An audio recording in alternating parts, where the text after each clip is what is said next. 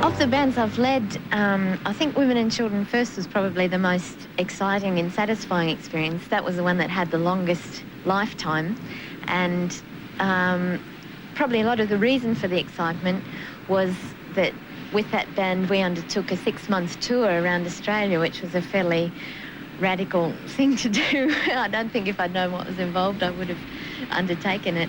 But you know, we sort of went right around. We spent 3 months travelling across from the top of Queensland, across the outback, down to Perth. And in that time we developed a very close working relationship as a group of musicians, and also as almost like a family, I suppose, we became. And the music that we created out of that, I think, reflected the nature of the Australian landscape, which was one thing that was very special to me, and I was very sort of pleased that that came out in the music in the way it did. You know, we didn't go out to sound like didgeridoos or anything, but listening back to the music we can hear that there is something, some quality there.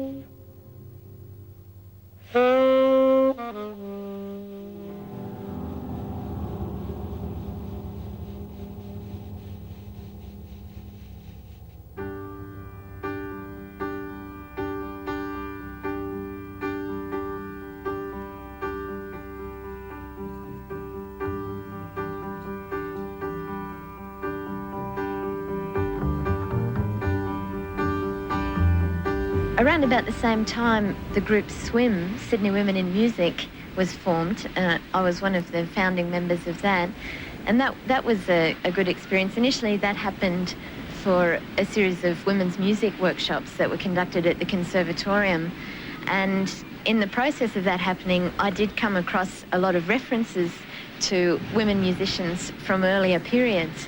You know, I met a man whose wife was apparently the first woman tenor player in Australia to sort of achieve any serious recognition, and he was kind of thrilled to meet a new generation of women, and also was very sort of keen to impress upon us that this had all happened before, you know, during the 40s. And that whole experience, I think, gave quite a lot of women encouragement, and now it's great to see that there are so many young women musicians who are achieving a good standard of playing.